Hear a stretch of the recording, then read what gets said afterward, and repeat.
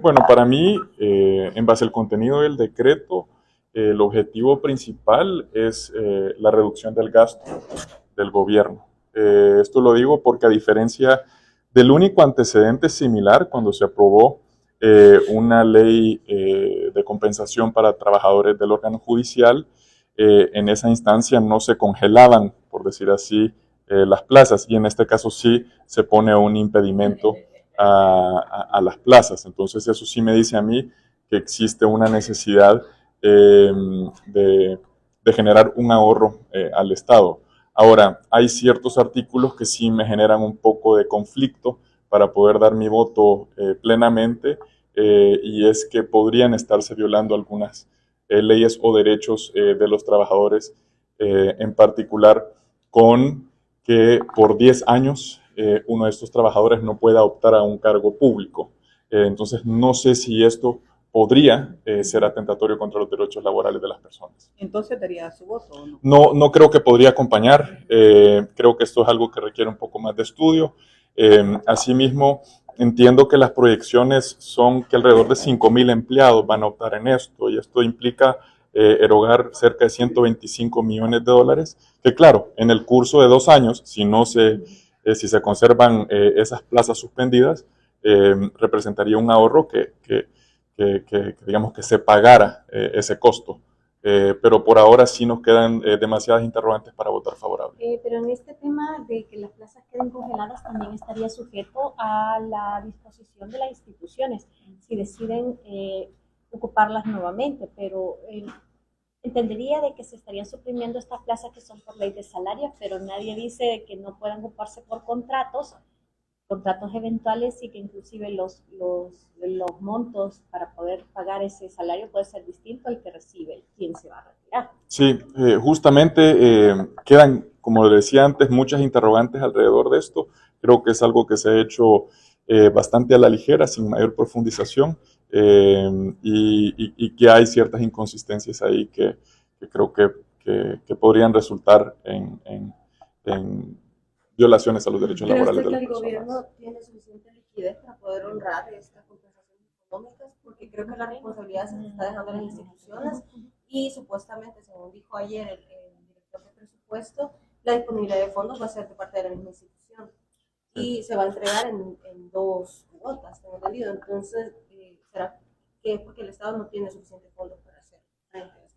Podríamos asumir, por la velocidad con la cual se quiere aprobar esta iniciativa, como se han hecho otras, pero también porque muchos análisis, informes de calificadores de riesgo también lo dicen, que existe un problema serio dentro de las finanzas públicas, un desorden.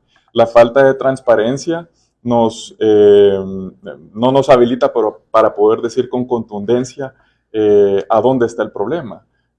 Pero para mí que este es uno de los síntomas de un gobierno que está tomando medidas drásticas para poderle hacer frente a un problema de caja, a un problema de liquidez. ¿Hasta qué punto puede tener sostenibilidad el régimen de excepción? Hoy viene otra vez la iniciativa del Ejecutivo para prorrogarlo, ya serían 14 meses, si no me equivoco, de tener esta medida. ¿Hasta cuándo pudiera ser sostenible la medida? Diputado, para agregar a ese tema, también teniendo en cuenta que podría ser posible que en el 2024, que vienen las elecciones, el país siga bajo un régimen de excepción. Sí, de la última pregunta sí creo que es posible que se sostenga hasta ese momento y más allá. Y para responder la pregunta sobre hasta qué punto, yo creo que los mismos funcionarios del Ejecutivo lo han planteado, pues, porque han dicho que de forma indefinida. La narrativa ha sido un poco variada, han dicho hasta que el último pandillero esté tras las rejas. En fin, yo creo que mientras esta Asamblea Legislativa esté controlada por el Poder Ejecutivo, se cumplirá la voluntad de esa persona, que es el presidente de la República, que es una de las cosas por las cuales no acompañamos el régimen de excepción, porque en el fondo es sostener que una sola persona tenga el control, el poder total. Si el presidente Bukele quisiera meterla a usted en la cárcel este día, Yo creo que todos sabemos que la situación es tal que hay una fiscalía, hay una policía dispuesta a ejecutar esas órdenes.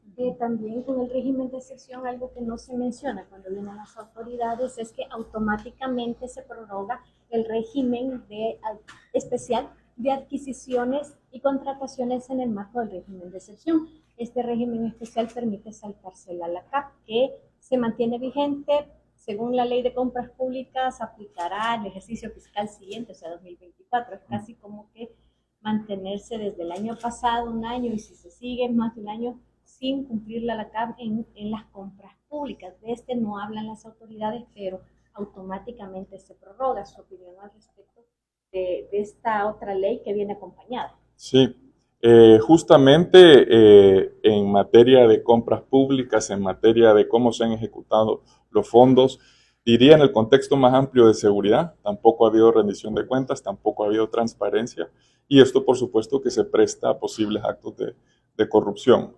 Y la permanencia pues, del régimen de excepción de manera indefinida también perpetúa un esquema de emergencia que de alguna forma justifica este tipo de actuar sin rendición de cuentas, sin transparencia y nuevamente que habilita la corrupción. Creo que es una de las dimensiones negativas del régimen de excepción, porque al final no se puede negar que para muchos salvadoreños cambió su realidad. En el centro de San Salvador esa realidad es más que evidente, pero también es una realidad innegable que han habido detenciones arbitrarias, que han habido abusos de derechos humanos, que han habido posibles cometimientos de delitos, crímenes de Estado. Si vemos desde el lado de los defensores públicos asignados a muchos de estos casos de personas detenidas que son inocentes, entiendo yo que en promedio un defensor público lleva 200 casos.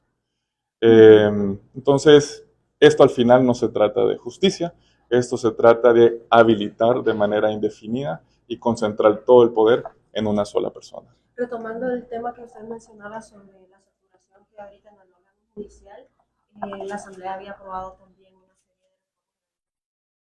de para poder crear nuevos tribunales de crimen organizado, sí. Pero la presidencia envió observaciones y el proyecto simplemente se guardó. Sí. ¿Qué opinión le merece que no se haya discutido abiertamente cuál era el contenido de estas observaciones y qué consecuencias puede traer para la aplicación de la ley? Sí, bueno, un poco extraño lo que sucedió en la plenaria anterior, dado que con reforma de agendas introducen estas observaciones que luego son retiradas del Pleno y en teoría tendría que ser estudiadas por la respectiva comisión. Este decreto inclusive ya debió haber entrado en vigencia en enero de este año y aún no ha sucedido. Y la pregunta del millón es ¿por qué? Desde un inicio nosotros no apoyamos esta reforma a la ley orgánica del órgano judicial y estaba dirigida sobre todo a cómo lidiar con este régimen de excepción y todas las violaciones al debido proceso que se les han hecho a miles de personas. Entonces, al menos eso es como yo lo vi, como el principio de la salida de un régimen de excepción. Y esto pues ha quedado de alguna forma en suspenso y no conozco el contenido de esas observaciones porque tampoco fueron hechas públicas en los medios de la Asamblea Legislativa. Organizaciones que trabajan con derechos humanos han denunciado de que con el régimen de excepción y las capturas masivas también se hacen juicios sumarios, en los que cientos de personas a la vez en un mismo juicio son enviados a detención provisional por el juez que está llevando sin individualizar los casos. Con esta reforma que había propuesto, era iniciativa de la Corte, los tribunales de crimen organizado pudieran revisar más especialmente estos casos. Esto de alguna forma se serviría como para truncar un poco el discurso de mantener a miles de personas detenidas, siempre acusándolas que todos son por agrupaciones ilícitas, cuando un tribunal sí podría determinar o no realmente la cantidad que sí son o no son. Sí, yo creo que sí, y al final es, en el caso de los tribunales especializados de crimen organizado, es justamente ampliar sobre la base de una especialización de derecho penal de manera rápida, de manera expedita, pero sin realmente enfocarse en ese, más bien en la especialización y en la capacidad de los juzgadores en cuanto a su formación, en cuanto a la capacidad de los juzgados. Para mí era un esfuerzo bastante improvisado de aumentar la capacidad, pero no para dar un mejor servicio, no para cumplirle a la justicia, sino para cumplir a los propósitos del régimen.